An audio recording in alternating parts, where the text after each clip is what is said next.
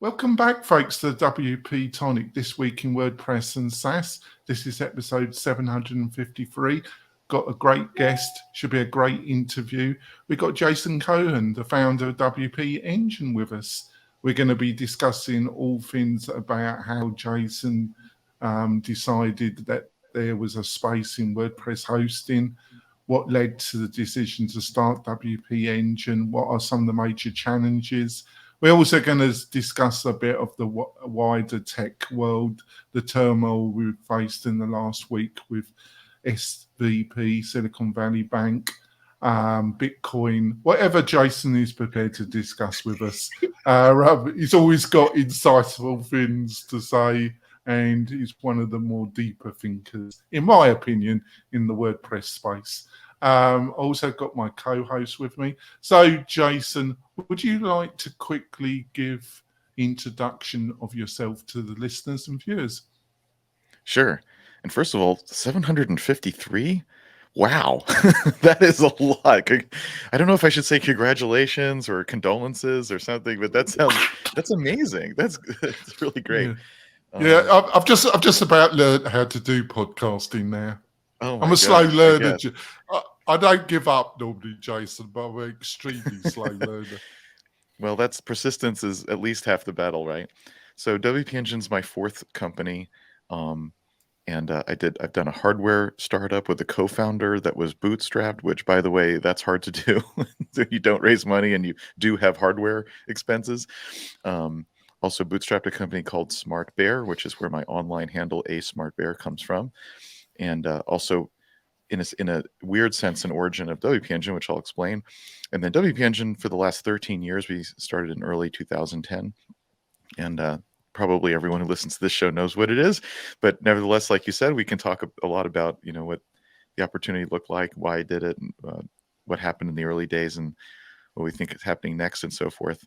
And then I've been writing about startups and from sort of a geek/engineer perspective on blog.asmartbear.com for, I checked the other day, 16 years, which is, again, sort of hard to imagine. And so I still write sporadically. I try to write long things and only maybe 5 to 10 times a year, but try to make them real good. And so that's what it is. So the opposite of Twitter. You said it, not me. All right. We've got my great co-host, Kurt. Kurt, would you like to introduce yourself to the listeners and viewers? Absolutely. Thanks, Jonathan. My name is Kurt Von Onen. I own an agency called Mañana No Mas. I specialize in membership and learning websites, and love working with Jonathan and the WP-Tonic team. Oh, thanks, Kurt. Before we go into the meat and potatoes of this great interview, we've got a couple of messages from our major sponsors. We'll be back in a few moments, folks.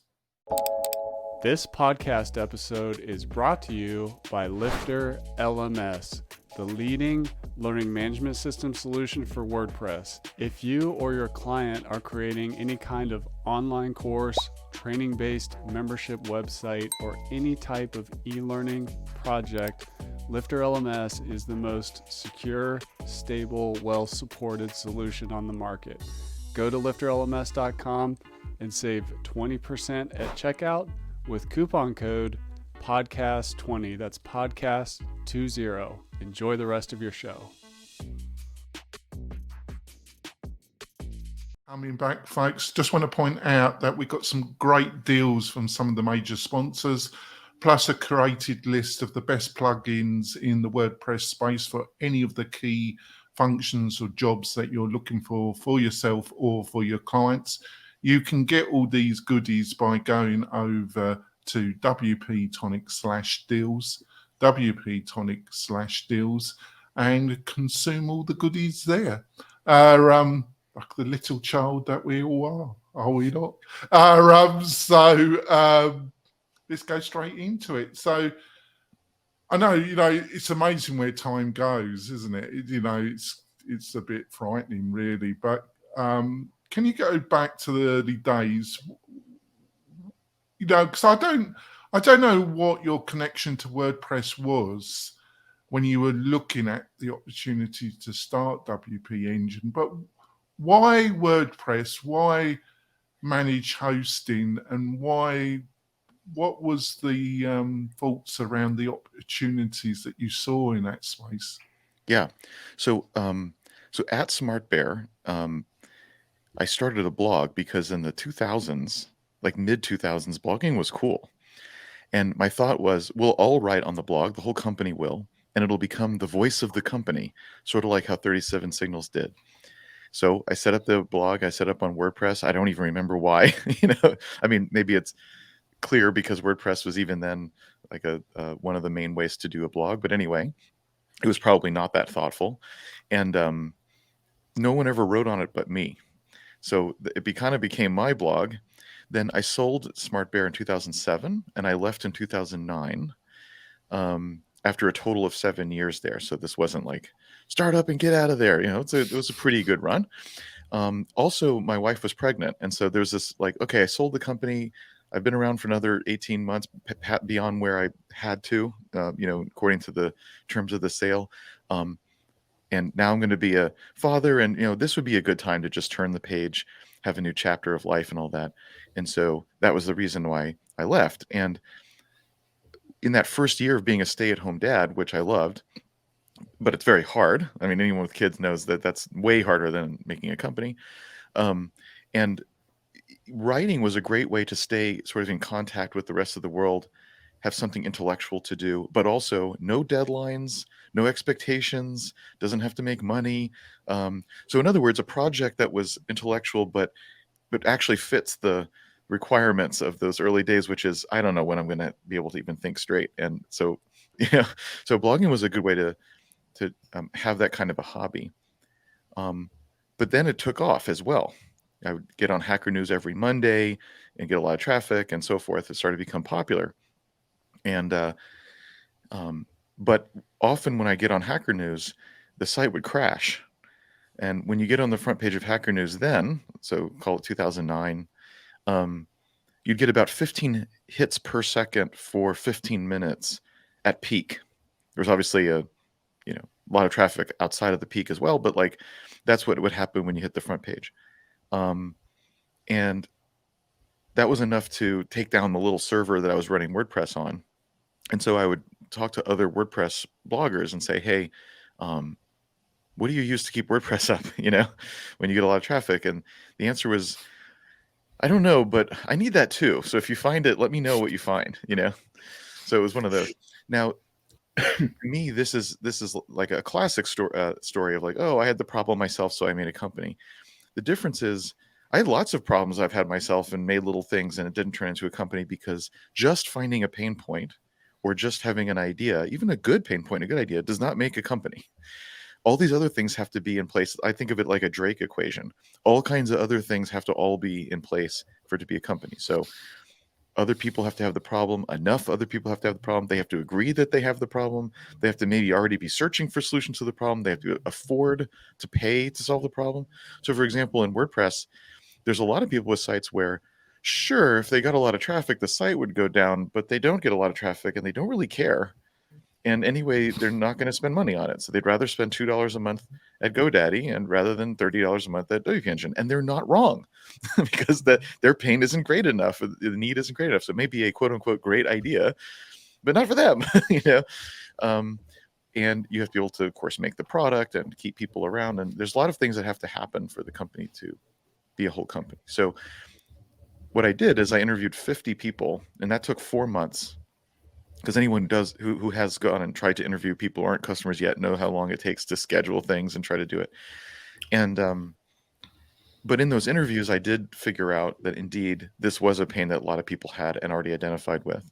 And there were 4 things in particular that if we did them, then at least one would resonate with a lot of people. And the 4 things, which are not mysterious or surprising, are speed, so make the site fast; scale, so continue to be fast and stay up when you get traffic; security, goes without saying; and service for WordPress, because you could go pay Rackspace at the time. Lots of it was expensive, and they had great service. They answer the phone on the first ring on Sunday at 2 a.m.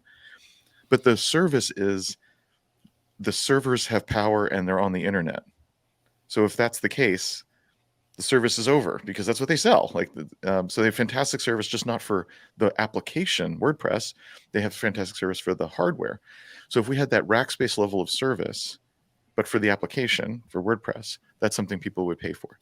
So it was easy to, again, a lot of people have sites they don't care that much about. Okay, that's fine. But if you care about it even a little bit, then at least one of those will resonate with you, I discovered. So for example, your site got hacked recently, so you're mad. And you're like, that has to never happen again. I'll pay more just for that to not happen, or have it be someone else's responsibility. Or maybe their site went down like me because of a lot of traffic. They're like, no, that's where we would have gotten most of our traffic. No, I'll pay more for that to never happen again. Or maybe their SEO person tells them, hey, slow sites get less traffic in the first place. They rank lower on Google. People don't continue as much. They bounce more often. You need to make your site faster to do better at SEO. And they're like, okay, I got to get a faster site. So maybe that's an impetus. So there's these different ways that you could come to one of these conclusions, but essentially those four things together, it would resonate. At least one of those things would resonate with most people. And so that was the original thing. And in fact, if you look at all our competitors today, you'll see exactly that on everyone's homepage. I think that observation of those four things are still true today, which indicates something of deep truth and deep, something important and real. And that's what people claim. And of course they do. I'm not saying that in a bad way, by the way. I'm just saying it just shows that it's a deep truth, that's what people want, and then, now they want other things too, but like that's the core of what is now managed WordPress hosting, I think, like even just the term of it. But that was the original sort of process that I came to it. I needed it, and found through customer interviews that this thing that's defined by those four things, a service as defined by that would be interesting. Even then, though, I also identified that an important person is the developer of the website. So the marketer or the site owner writes you the check every month, but the developer has a lot to do with things as well. And so if the developer is happy with it, then maybe everybody's happy. And so even in that very first early time, we had a staging area, which was new. Like that was not a thing that you could get anywhere. And it wasn't even very good. Like now we have great stuff. And in fact, even just a few years after that, we had much better stuff. But at first it was pretty bad. But even a bad staging area is better than no staging area. And so, and of course that was more for the developers as opposed to the site owner. And so early on, we also saw, we got to make tools and workflows and things for developers, even if they weren't very good 13 years ago. That's important. And that's another theme that's still true today, I think, in general, and with WP Engine in particular. That's fantastic. Over to you, Kurt. Great. Jason, I love that you mentioned that Drake equation, because honestly, I think I'm a walking case study on missing something, right? Either missing the customer willingness to write the check, the timing, being ahead of market, things like that. In your case, when you think about WP Engine in the early days, like, what do you think personally, as you think back, what were some of the challenges that you guys faced, and like, how did your team overcome those? Well, one challenge is one that I think every startup has, which is no one knows who we are. How do you get attention? And then after you get attention, maybe, how do you kind of earn, you could say trust, that's a big word, but I guess start establishing a relationship, or start establishing a brand, start establishing trust, let's say, if not actually establish it. Those are all challenges, and not unique to us, of course. So one of the things in retrospect that really worked, because we tried lots of stuff, right? It's not like I could see the future and know what would work. But in retrospect, what worked really well was WordCamps. The fact that you could go there and just have a face-to-face with someone, and now they connect it with a human being, that was a big deal. That's something I think no advertisement can do, and no like really great homepage design can do.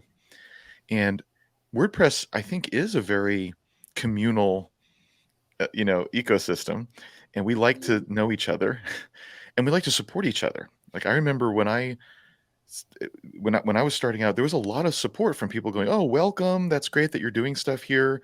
We welcome all the stuff." And as other even competitors of ours came in, it was reciprocated. Everyone was like, okay, more is good, because it's a big world. There's a lot of space for everyone. Everyone's welcome, which is interesting. I mean, a lot of markets are just the opposite, where competition is bitter and people hate each other and whatever. WordPress tends to be very, I mean, like if you look at the Lifter guys and how do they interact with other LMSs in WordPress, and the answer is super friendly. They're mean to anybody, and that's, I'm not saying 100% of every human is like that in WordPress, because that's not true of any group of humans, but just in general, it's surprisingly inviting and everything. So by going to the WordCamps and establishing the human interface, you might say, and also people just seeing like, are you an asshole or are you nice? Do you seem like you know what you're doing or not? Do you seem like you're just doing this to have a company and extract money from this ecosystem, or are you here to be part of this community really? What's going on here?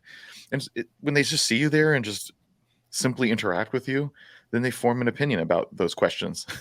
And so if that's positive, then that goes a long way. And maybe they find an excuse to put a client on you soon. And then if that's good, maybe they'll put another one, and so on. And you start building up that business relationship on the basis of something genuine. Now, of course, it's not impossible to build trust online and over Zoom and even through things like tech support. So it's not in lieu of that, but it was a really powerful mechanism. And so in the post-COVID world, one of the sad things is that we don't have that, or not nearly as much, let's say. And that's too bad. I think it's powerful, and I think in particular in WordPress, it's powerful. So that's one. I think another thing is you can create that through support. And what I'm about to say is not something you probably haven't seen before, but it's so true, which is it's almost better if someone has a problem and you fix it than if they have no problems. It's not quite, you could argue whether that's really the case, and you certainly don't want to put tripwires in a product to make it worse on purpose, to make them call support. That would be bad. But the fact is that if you have an opportunity to interact with someone and make it something better, or fix something or help or whatever, and you do so really well, and they realize that, oh my gosh, like it just transforms, like, oh, this is a company I can work with. And now I'm not afraid if there's a problem, because I know it will happen. They'll be all over it. And, few people expect zero problems ever.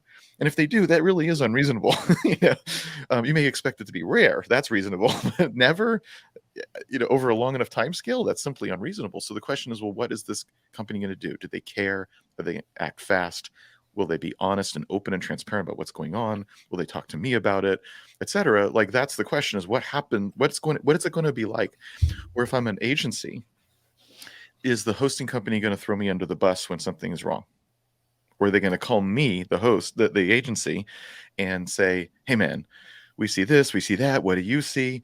Let's work together to decide how to handle this and how we want to go together with the client and say, and because it doesn't behoove any of us to point fingers, regardless of where the problem may or may not be. And in fact, maybe we're still figuring it out. Could be, let's just solve it together for your client. I think that's what we both want. And go. And so again, when that happens, they're like, wow, I mean, they may not say this out loud, but they might.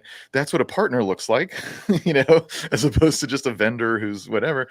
And so and again, I'm not saying we're the only ones who do that. I'm not saying that at all. I'm just saying that is something that, in fact, anyone could do if they choose, right? To have a great relationship with their stakeholders, etc. That develops that trust. So besides WordCamps, these are ways to establish trust and that kind of long-term relationship. So anyway, we did those things. Not that others cannot, but we did.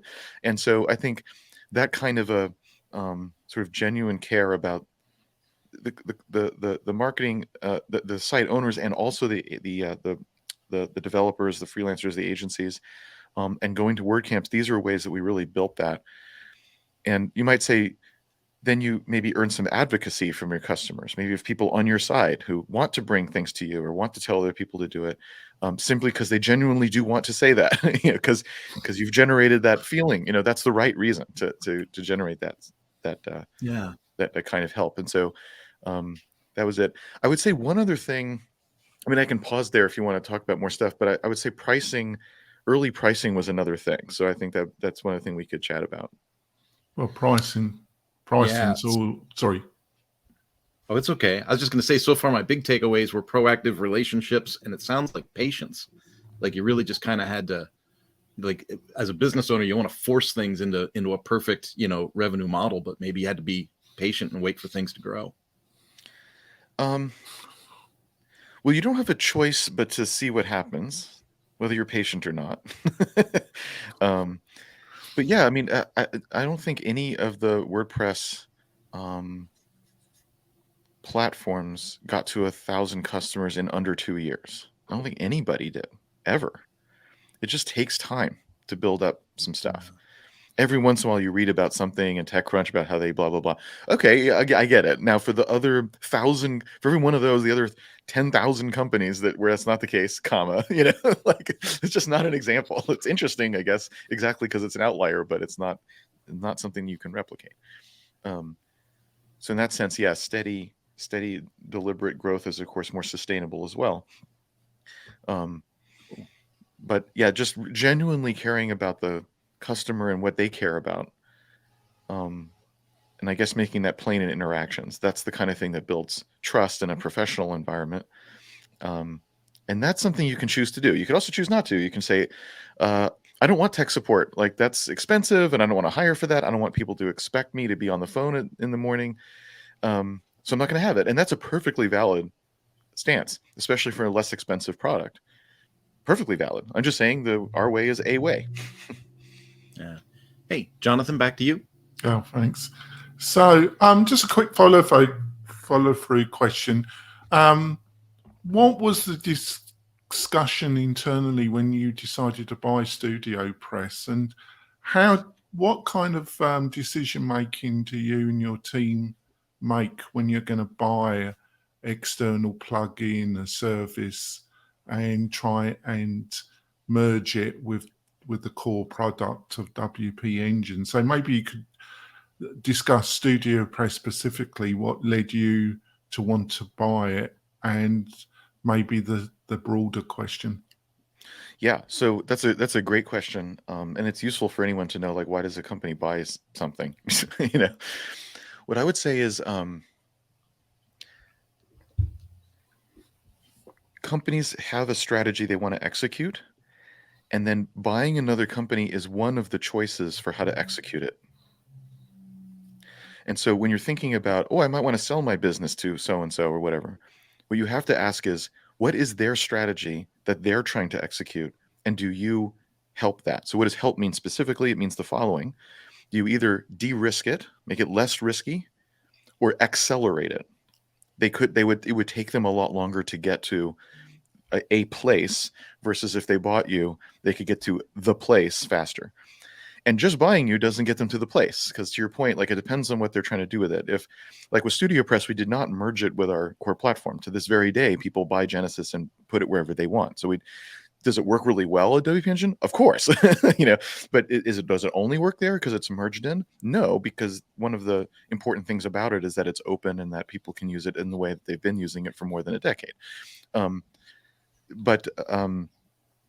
So the question is, does it de-risk the strategy, make it more likely that whatever the strategy is will come to pass, or does it accelerate? So, like, let's say you did want to fold it into your main product. Let's suppose that. Okay, well, you buy the company, but then you have to fold it into your main product, and that can take a long time. It can easily take over a year, especially because you can make some kind of basic thing, but it's not very good, right? And so to really fold it in and make it a great experience probably takes a lot longer. There may be existing customers that you have to migrate or somehow bring along, and that takes a lot of work. So it could be a year or two, and certainly millions, if not low tens of millions of dollars to get to that point, quote unquote.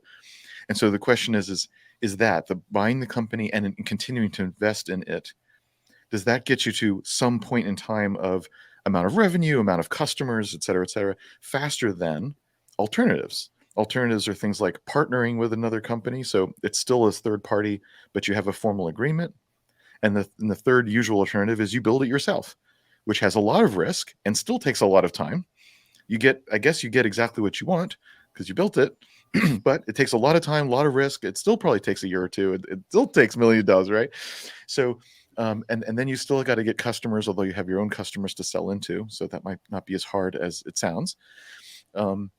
So these are the typical build, buy, partner are the usual sort of 3 ways to execute a thing.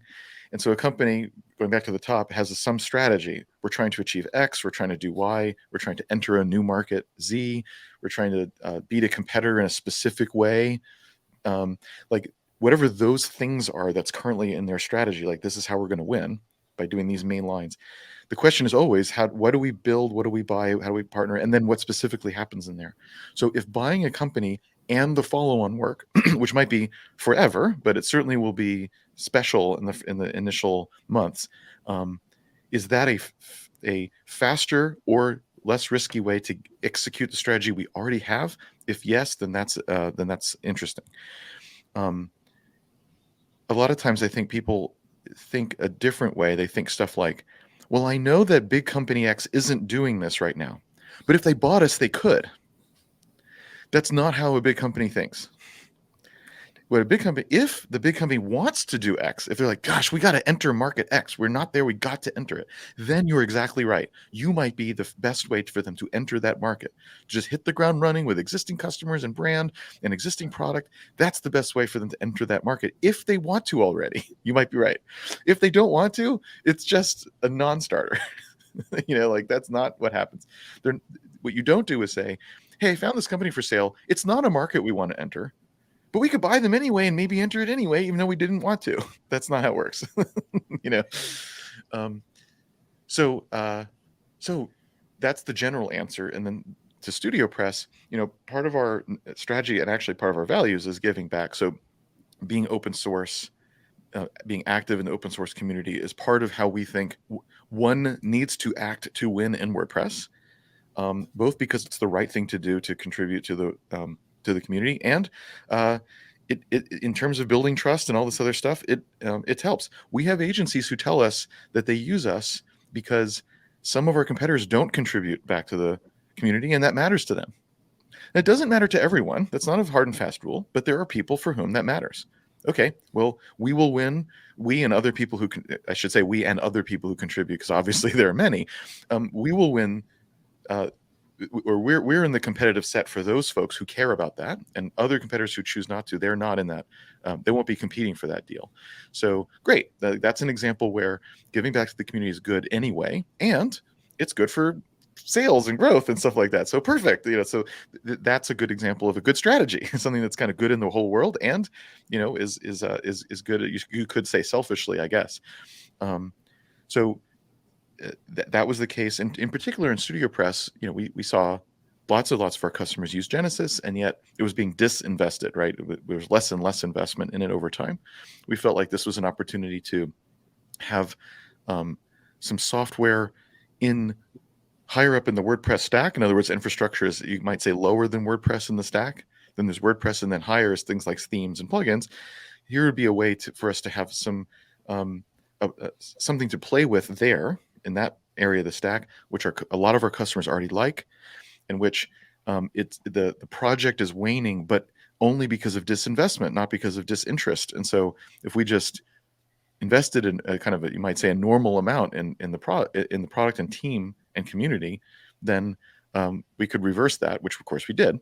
And we did invest in that, and we made things like the Genesis Council, which is people from around the world who come together once a month and discuss things like, how should we build this? What should the Genesis strategy or product roadmap be about X, Y, or Z thing? Of course, blocks are usually on the discussion list, of course, but this kind of stuff. That's just an example of what I mean by involving the community more, and like, what is this and where should it go? That's just an example. So we knew like we could do these kinds of things, have people working on it at all, and then doing things like that. That'll just be, we'll follow our nose, but that will already make it better. And no, I was very impressed with you buying it, because for cultural reasons, I personally thought the way that the two Brians, Brian Clark and Brian Garner, both really fantastic individuals, really smart people. The culture of StudioPress really fitted in with the culture of WP Engine, really well. And some of your other purchases, the the kind of culture or the way that WP Engine tries to represent itself in the market. You know, I followed the logic myself. I'm not the sharpest tool in the toolbox, but I follow the logic. And I've got to be truthful, I'm not going to name any names. Some of the other companies' purchases, I haven't really followed the logic that well. It just seems to be, but somebody just said to me they're just buying it because it buys audience, and they did the math, how much they're going to have to spend on Facebook or Google adverts, and it was just cheaper to buy that plugin for the eyeballs, which I follow the logic, but I always felt that WP Engine had a kind of deeper, there was a bit more thought in the purchases. Well, I mean, you might say that there's perhaps an equal amount of thought, but just maybe different motivations or really just different strategies, different goals, different cultures, different ways of doing business, which on the one hand, whichever ones you personally align with, you'll say that's good, and the other ones you'll say that's not good. On the other hand, I would say there are people who certainly feel just the opposite, and want to be at a company that's like a killer and wants to go do stuff and will stop at nothing to do whatever, and like that's really fun. And so in the end, I mean, obviously there's an ethical line that's outside of what I'm about to say, but as long as the company's not wholly unethical, I would say it's good that there's different kinds of cultures. That way employees, people can oh, this is for me, and that's good. That everyone should find a home in a place that they feel is like them, or you know, is compatible with how they are. That's good. I think, yeah, there could be ethical lines where okay, I'm glad you like that, but that's not okay, right? And of course, you still argue about what those are, but I feel like those are different kind. But if it's like, look, they didn't do anything unethical, they bought a company and then they used their Facebook ads, like, it's not unethical, I just wish they wouldn't do it. You know, it's like, oh, well, that's just, to me, that's now an opinion. It's good opinion, but I'm glad that there's a lot of different stuff. And also, like, what about the founder of that company who got paid, and the fact that person sold presumably means they wanted to, and if it weren't for that, you know, that buyer, maybe they wouldn't have, and maybe they would be unhappy or have a waning product. I mean, who knows? I mean, because I don't know any details of that. I'm just saying it could be great for the founder. And, you know, even from the outside of it's like, but they did this. It's like, right, but maybe it was going downhill, or maybe the founder was really burned out, or maybe the founder and two other people. Well, it's all, you know, like, it's like, you know, it's probably as long as it's not unethical. Like, I'm sort of like, I'm fine with it personally. well, it's all very tricky, isn't it? You know, business is tricky. You know, the two Bryans, they invested a lot of money and energy in building Rainmaker, and it didn't pan out for them. And I think that, you know, and these are two really bright people that knew a lot. And Rainmaker didn't pan out for them, not because they weren't competent. It's just tricky, you know. Not everything works out no matter how bright you are. It just, you know, it just doesn't work out. Right. Well, we're gonna go for our break. It's been a fabulous interview so far. I've really enjoyed it. But so we're going for our break, folks. We'll be back in a few moments. We're coming back. It's been a great discussion with one of the more interesting people in the WordPress space. I just want to point out we've got a great Facebook group. We'd love you to go over. It's linked to my other podcast, the Membership Machine Show. Go over there to Facebook, and we've got a great community of membership owners and developers. So go over there and be part of the discussion. That would be great. Over to you, Kurt.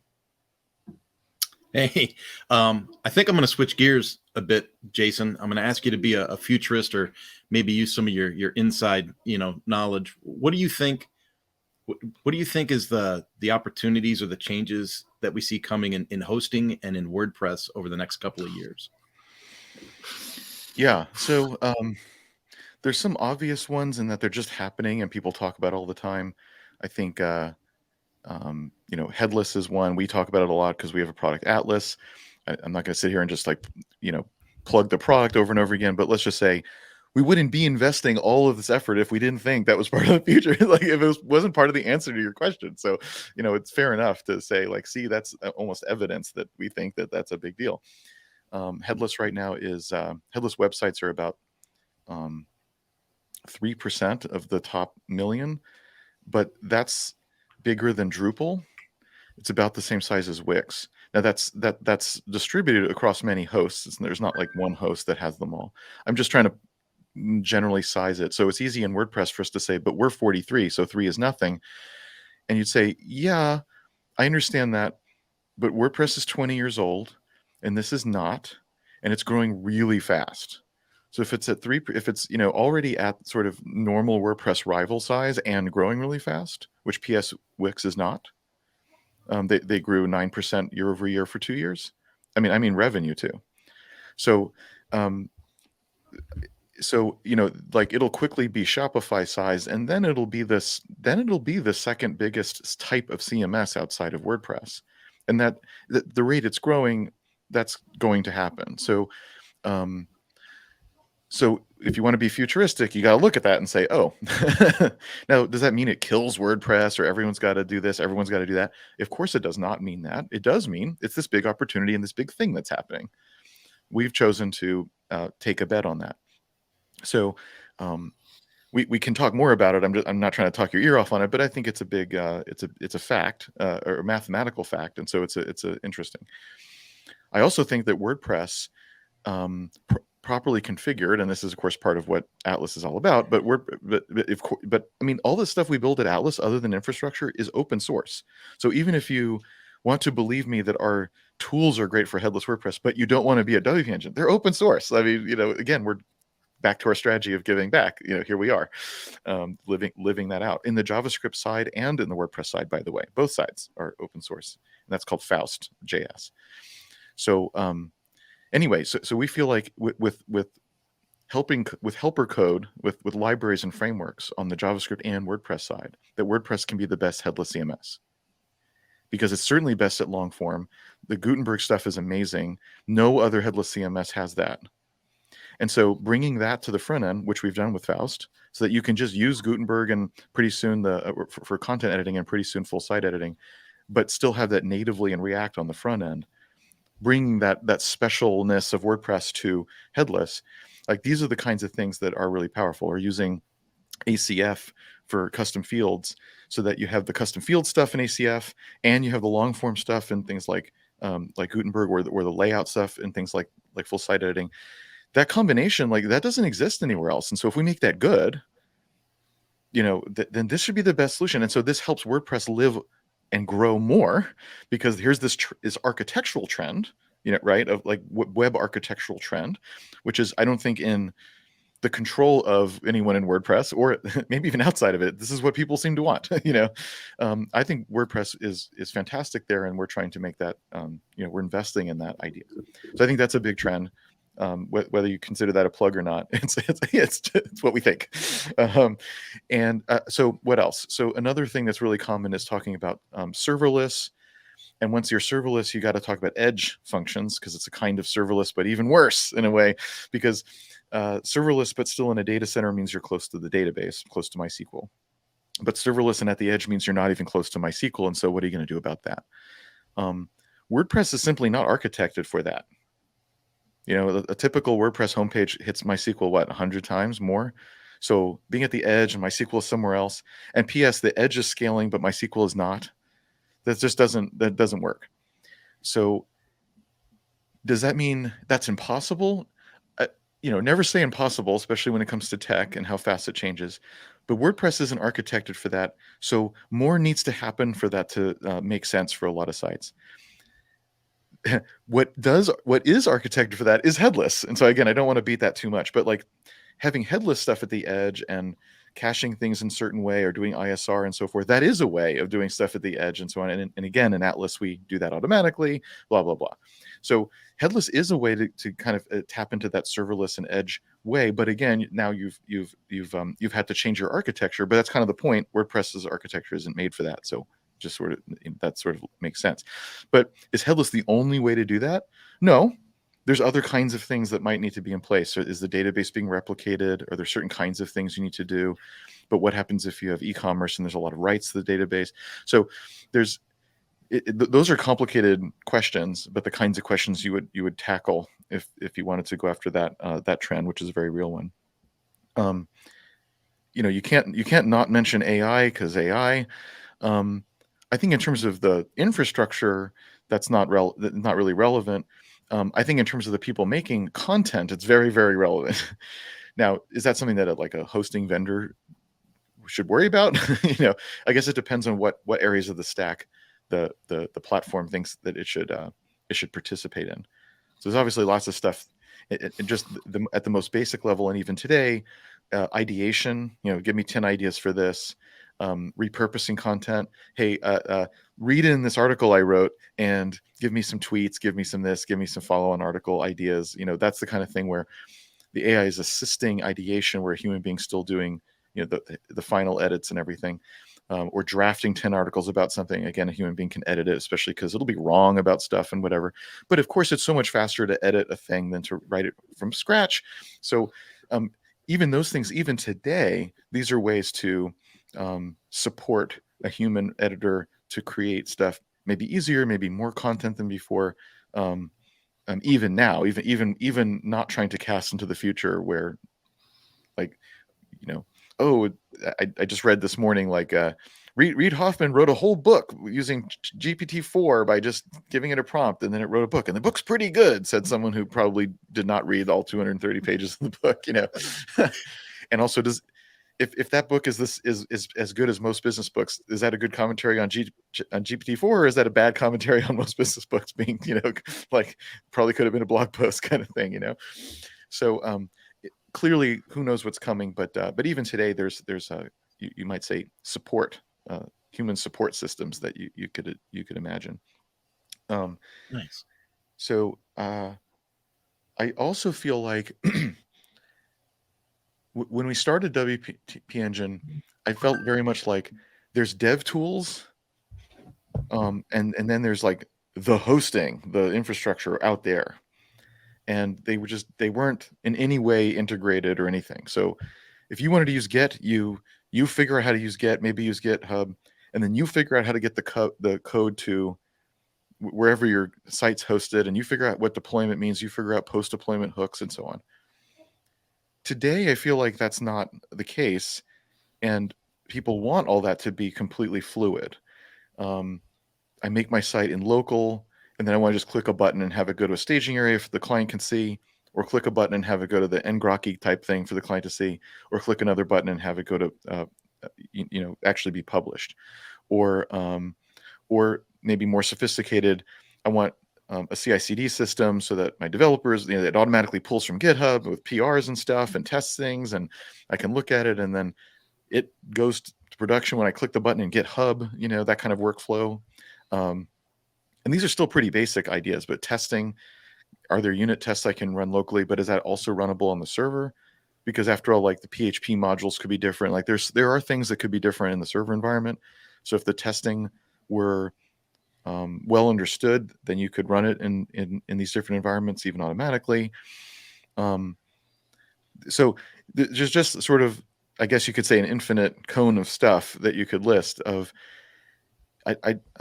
It's not that they're the same thing. I mean, one's in the cloud and might have to scale. So your development tools don't have to scale with traffic, but the server does. So they're not the same. But can there be a big interlink in terms of workflow and moving data around and how you work, whether you're an individual and you want that to be real fast and easy, like I push a button in local, or you're on a team and so you want more process and things, so it's one person can't just push a button on a team. That could be a bad thing, right? When it's solo, that's a feature. So let's just say right tools, right workflow for the team, let's say. To have that be more integrated with the quote unquote hosting or infrastructure, I think that is powerful. And I think that's important. You've seen whether things that we've purchased or things that we've built and things that we've made, you can see that we are doing that. Again, we're not necessarily the only of our competitors who think that way. So again, not trying to say we're No one else is as smart as us, but that you can see us doing that anyway. And so I think that's the thing that will continue to be true. Like, in other words, I think it'll continue to be true that more of that is smart and good for the people making the sites, and more than just a VM in the cloud or something. Yeah, as you were talking, you kind of spurred a follow-up question in my mind, and I apologize because I'm not knowledgeable really on server space and stuff like that.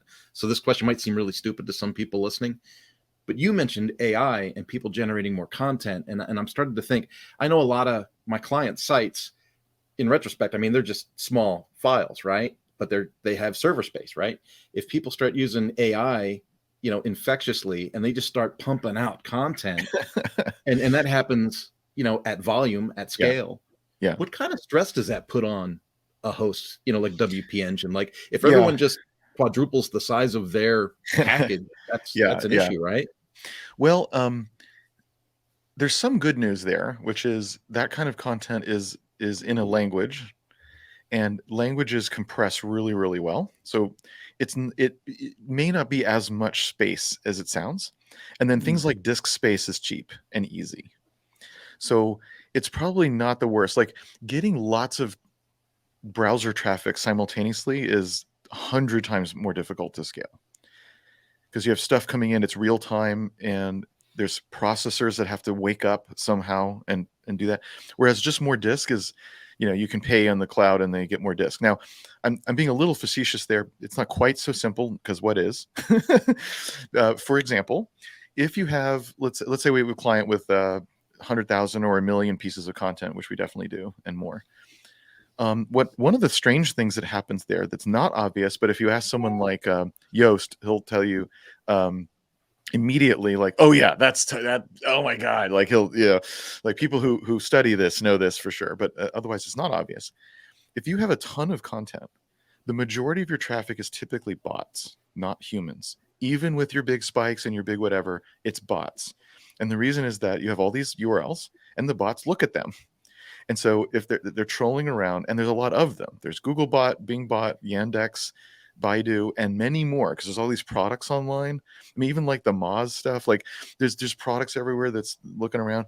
And so and that's not even malicious. There's also malicious traffic, and there's a big surface area for them to attack. So they do, like, if they want to run a script on everything on your site, that's a lot of running. But even ignoring the malicious stuff, there's a lot of bots, spiders, you could say. And so if you have a lot of content, you have a lot of traffic, and that traffic it may even compete with normal server resources besides disk with regular people. And another thing about that traffic, which again is obvious in retrospect, is that none of it's cached.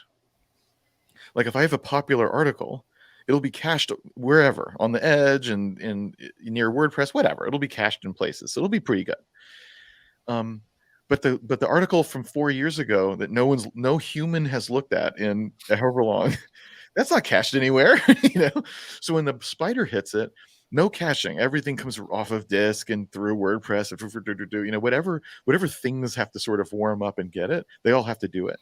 So this majority of traffic is also uncached, and therefore, in a sense, you might say very expensive.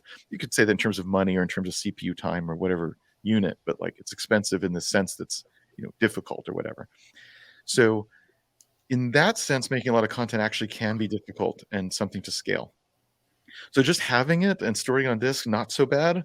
The spider issue, again, it's not the end of the world, but it's not good. Yeah. Yeah. Interesting. Thank you. Jonathan?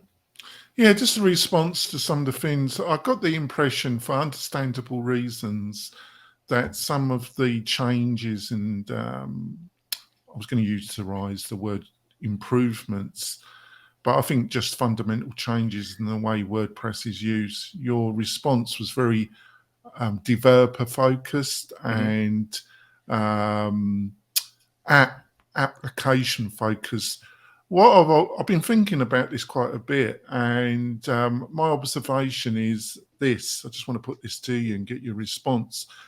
Let's take because WP Engine's in the membership education part of hosting and support. we have a SaaS competitors. We have many SaaS competitors. One of them is Kajabi. Kajabi's very good in their marketing. The founders are extremely good marketers, and they're very good at propaganding the notion that Kajabi is really easy to set up and run. And to some element, it is easier to set up than maybe WordPress. Not as quite as easy as they make out, probably, in my opinion. Right? Now, other people in the WordPress space, and I'm just going to point one out, who Fry Themes, Shane, I've interviewed Shane over the years a couple of times, and he's a really, really smart individual, a really great CEO, and a really smart individual. Very impressed with Shane.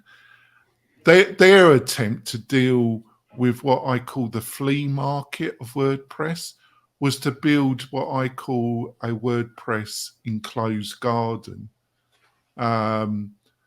The problem with that, in my mind, is you get the worst of WordPress and you get the worst of SaaS combined. To my mind, it's the worst solution possible, but understandable, because people in the WordPress market, that's how they've tried to deal with the flea market. So to get to the question, I've laid out some landscape there.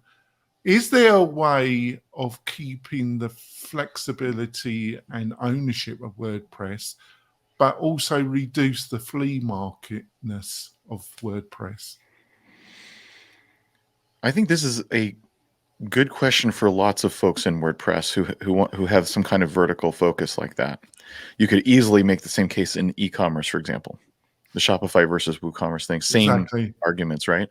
Yeah. So some general thoughts on that are this.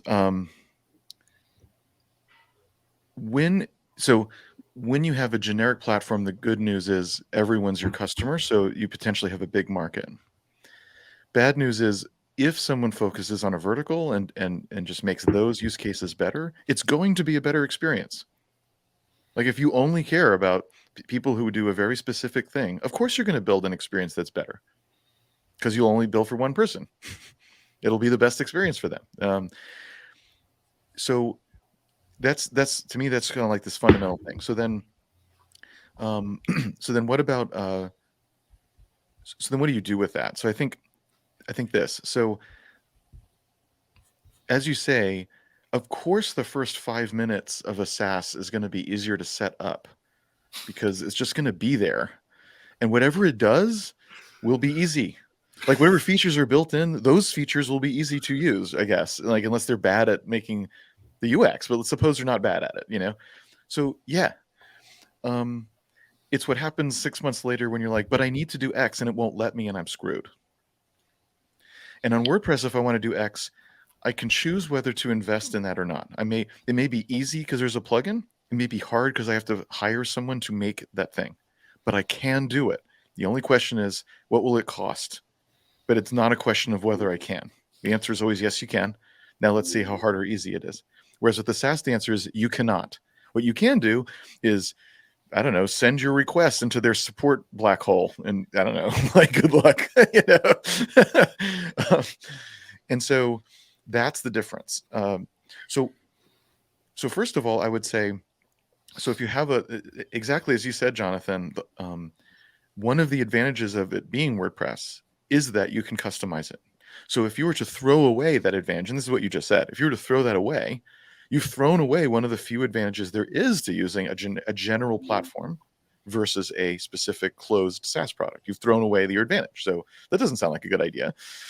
You should use it. You should say, in fact, I would say the positioning should be, on day one, we both the WordPress thing and the SaaS tool, do the same thing on day one.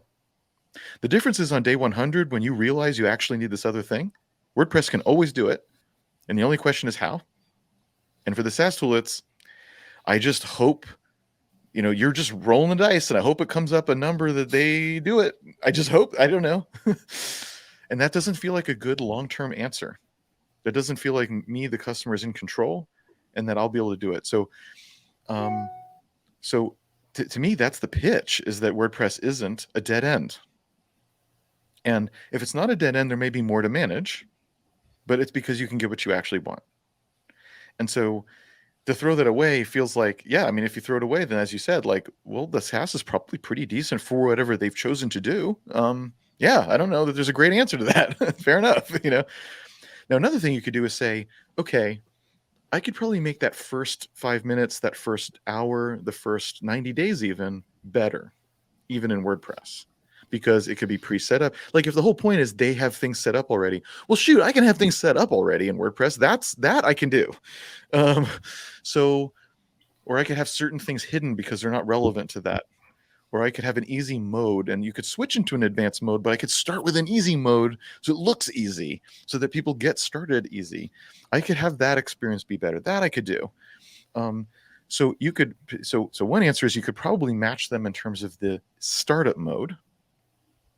And then the long-term argument is you're not stuck. Stuck about what? I don't know, and neither do you. That's the point. You don't even know what you're going to get stuck on. You can't even plan for what that will be. You don't even know what to ask the other SaaS, whether it's on their roadmap. You don't even know what to ask for yet. That's the whole point. So with WordPress, you don't have to know. And that's beautiful. That, like, when the future is less certain, having control and flexibility is the antidote. It's like, well, I'll need to react to whatever happens, and this is a platform where I can do that, and that's a platform where I can't. And people experience that with Wix and Squarespace and Webflow all the time, and that's why people come from there to WordPress all the time. Can I get a site going fast at Wix? Of course. And then you want to do X. Too bad. Crap. Maybe I'll have to come to WordPress so I can do the thing. Right. You know? So it's the same thing. Shopify, same thing. Why do people use WooCommerce instead of Shopify when they have a choice? Isn't it faster to set up a shop with Shopify? Of course. But then I want to do this one thing with my inventory. Oh, Shopify doesn't do that. Oh, well, what do I do about that? I don't know. I guess you're not doing that with your business. Like, no, with Woo, I can do anything with my business, whether it's flows in the purchase or things in the back office. I can do anything that my business needs.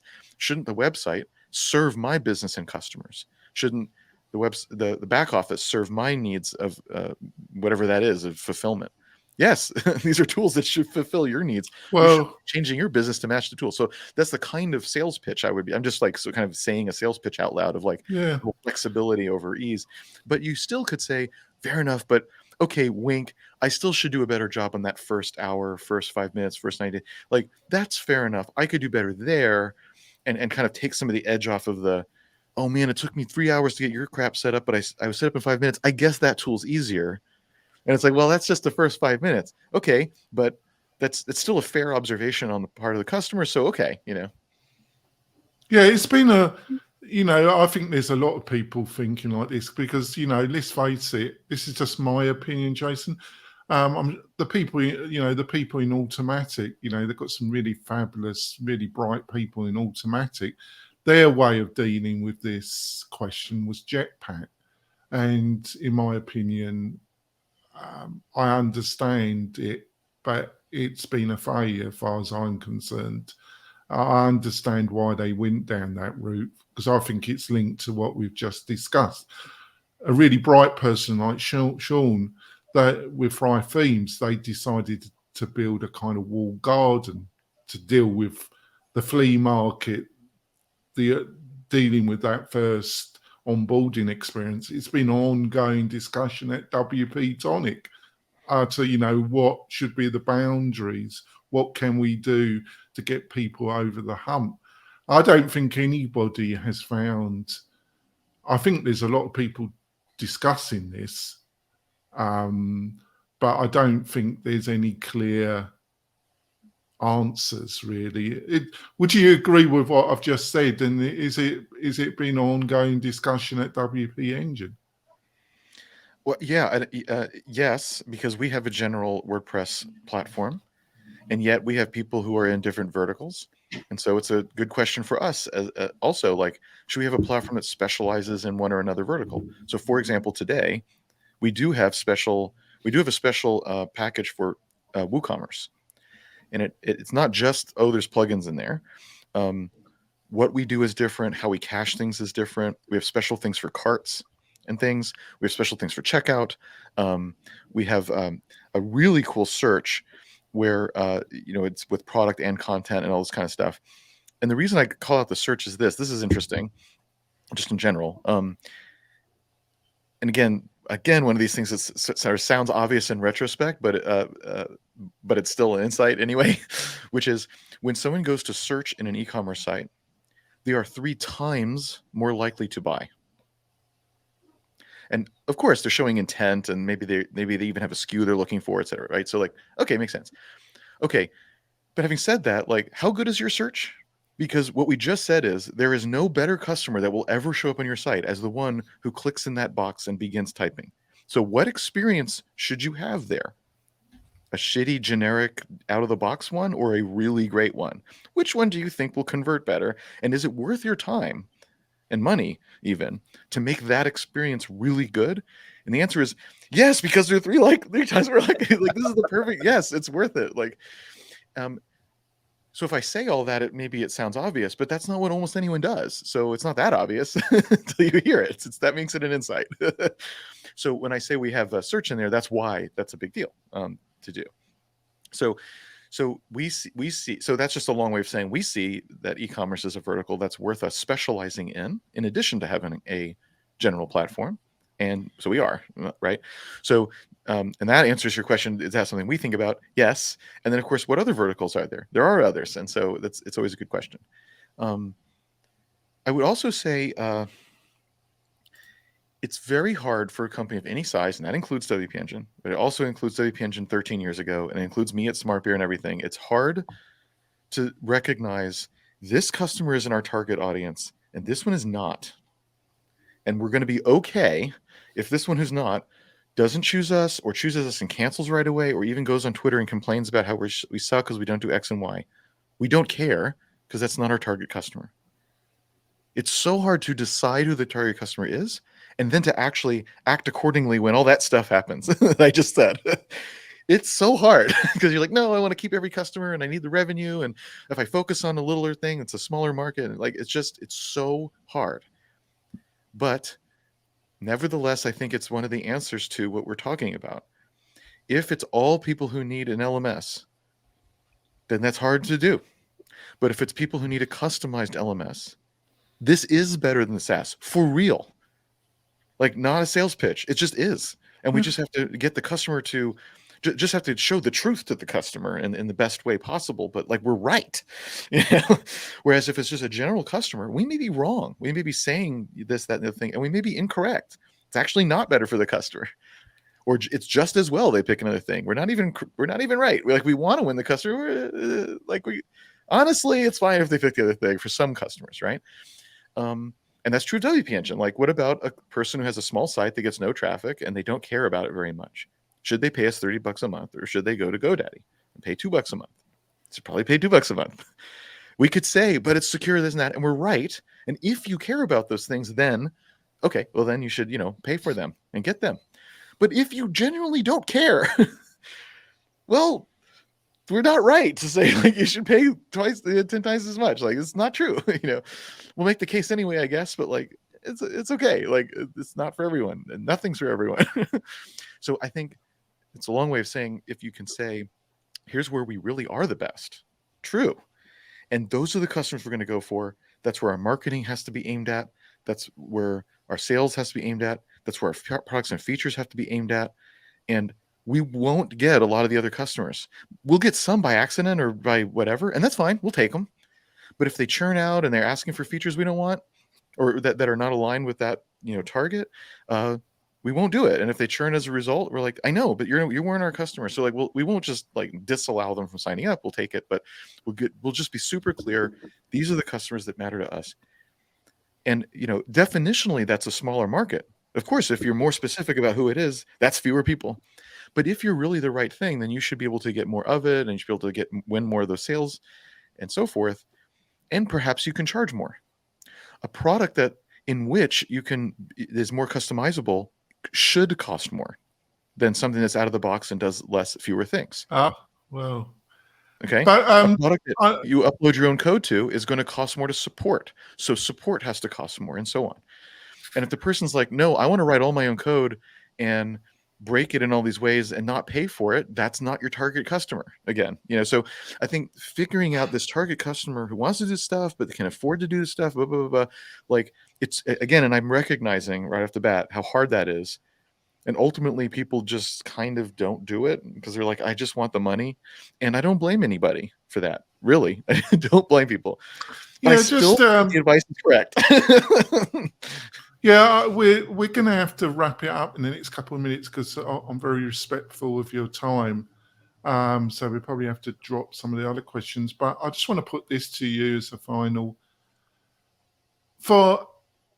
For understandable reasons, I'm not having a go at anybody, Jason, honestly. But the consequence of Gutenberg and the proliferation of page builders and the consequence, the understandable need for Gutenberg. Some people had a pop at Matt and this whole concept. I actually totally understand why it was necessary. Totally understand. And totally supportive of his vision because he was right. But the consequences of how it's all panned out, this flea market aspect of WordPress in the last 3 years, I just think it's just even got even worse. How do you respond? Do you think I'm right about that? Well, let me take those two things separately. The flea market aspect has kind of been true for a while, and I don't know if it's better or worse now. I wouldn't argue that it's not worse, but we've had tens of thousands of plugins of all shapes and sizes in the repository for a long time, and it's always been one of these like. The good news is there's tens of thousands of plugins. The bad one is which one do I pick? And that's been true for a long time. So should that be better? Could that be better? It's a good question. Like there's value in having a big community of things, but there's also value in curation. Is there some way to do both with things like reviews and in a sense SEO? Yes, and you could do more of that. So I think that's a whole track of like, what do you do with the fact that it's a big community with lots of participants, but also curation matters? Really good question. I do think it's separate from the blocks question. Now you might say, but blocks is another thing that needs that, and I would agree with that. I would agree with that. Still, just in terms of like analyzing and asking what shall we do, what could make it better, I would still segregate the there's tons of stuff which has pluses and minuses. What shall we do to make that whole thing a little better? Conversation, which I think is a good one and a valid one.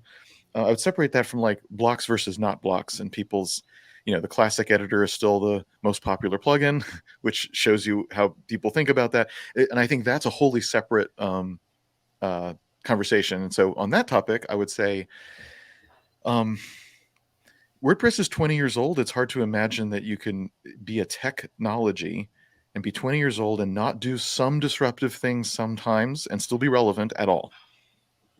One could argue that WordPress shouldn't be on MySQL, or at least should be supporting other kinds of things so that it could be run at the edge. One could argue that the database should be off limits completely in terms of direct access, only through API, so that via the API, one could do all these different kinds of configurations, bringing WordPress architecturally forward, whether it's one hosting company or another. I'm just saying like just the architecture of the thing so that more things are possible, because that's how modern apps are built, period. That would be very disruptive, also very disruptive. Various plugins wouldn't work and blah, blah, blah, blah, blah. It'd be very disruptive. And it would probably be good, net good for WordPress.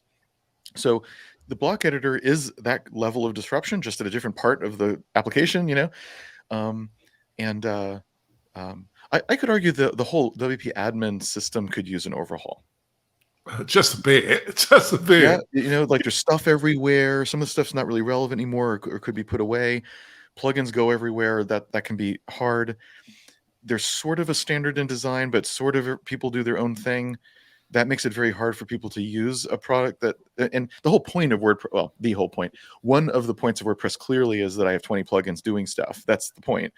And yet that makes this menagerie, weird, crazy zoo of things in WP admin. So like, that's a hard problem. How do you preserve people's individual control and brands, but also don't make a big mess for the end user is an interesting, hard problem. Also could be disruptive to try to solve it, but also could be wonderful for the end user to solve it.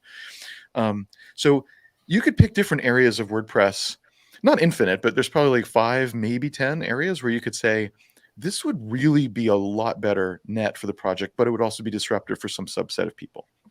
So should you do that? Yeah, you should do that sometimes. Not all at once. That's too disruptive, but like one at a time, hell yes. Otherwise, how does WordPress stay relevant and modern? So I think you have to. So given that, then the question is like, well, what shall we disrupt? Like what's worth disrupting and everything? I mean, the editor is where people spend most of their time. And so making that modern, making that better, making it more pluggable, making it, turning from short codes, which is like hack central. I mean, not in a bad way. It's just like they don't have enough power to be blocks. And so they have to kind of be a hack, So that's not, I'm not casting shade on that. I'm just saying if shortcode hell is a symptom, blocks are a solution, And then the fact that it could be layout as well as presentation, as well as also there's such a great answer to things like, on mobile, the layout needs to do this other thing. Okay, do that with shortcodes and get back to me. Like, what are you, crazy? No, you need like units, like, that units that they know how to do that. Like, it's columns, but of course on a mobile, they won't be a column, they'll be this. Like it's just such an obvious way to do that. And then you look at anything else in the web, other SaaS things, other dev things like React and Vue and Angular and that stuff, and 100% of them use blocks. Dropbox did paper, it's blocks. Notion, it's blocks. Like you just, all the React, Vue, whatever, it's all components, which is what we call blocks. Like everything is like, this is the right way to do it. And I think everyone's about right. Yes, reusable components that you can test, that you can compose, that have attributes. Yeah, that's probably right. Like it's not even that surprising. It's like OOP, but for visual stuff. Like it just makes sense to have this.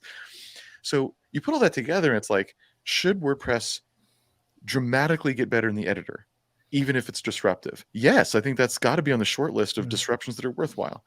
Are blocks the right metaphor? Yes, or at least that's what everyone in the world seems to agree. Like, I mean, if you have a better idea, let me know. But like, it certainly seems like a good idea. Now you can start arguing about details. Should it have been internationalizable earlier? Should we still be waiting 2 years to have a good multi-language support in blocks, given that we're this far into the blocks project? That I think is a good argument. Yeah, we should. That should be sooner or something. Now you can argue against it too. Like I think there's both sides to that, but it's a good argument. I think that's a valid debate to have of like, what is the relative importance or ordering in time of having localization in blocks. Why are we still waiting for that? Okay, should we have done full site editing before internationalization, or should it have been the other way around? I think, again, arguments for both sides. Good debate though. Fair enough. And if you're saying right now, I'm not using blocks because my site's in 6 languages and this makes it too hard, I think that's a pretty reasonable statement. And then with full site editing, of course, it's disruptive to themes. But I would also say, well, as opposed to what should we do? Not give marketers the power to move crap around the screen because freelancers want to be paid by the hour to move crap around the screen? It's kind of a bad argument in my mind. Empowering the customer to do stuff the customer wants to do is probably what technology should do.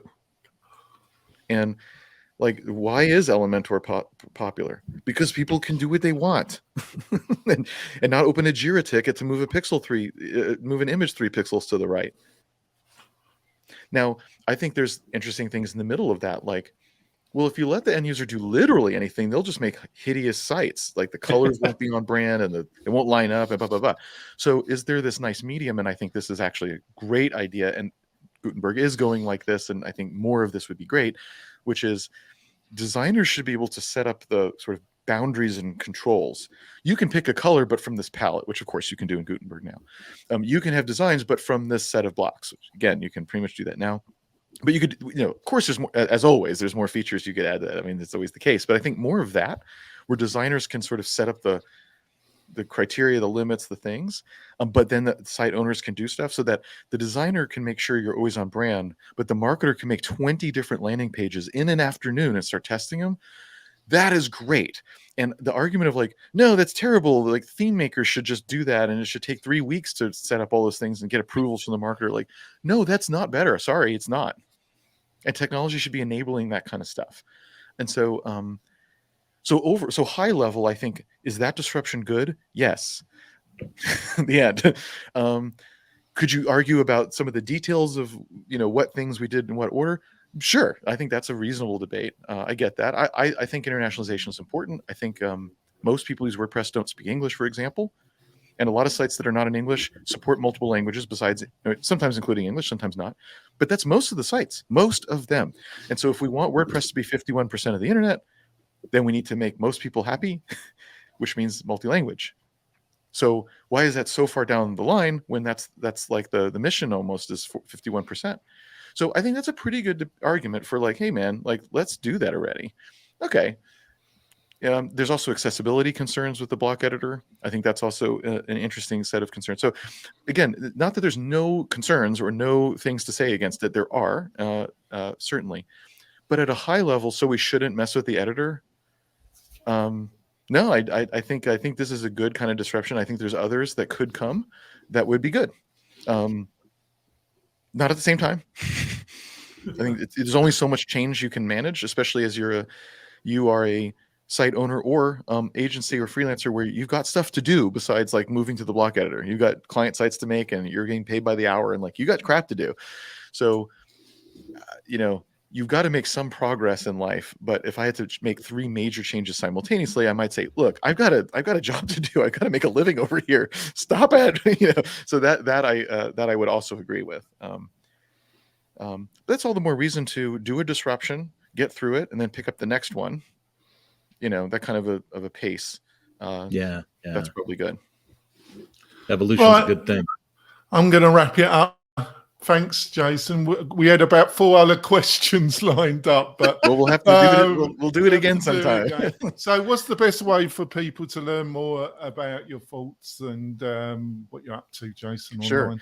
My personal site is longform.asmartbear.com, and I'm on Twitter, asmartbear, and on Mastodon, which I noticed a lot of WordPress people now are, and so I'm on there. And there's links to that on that website. There's links to the Mastodon thing, and of course WP Engine, which we talked about a lot, so you know that.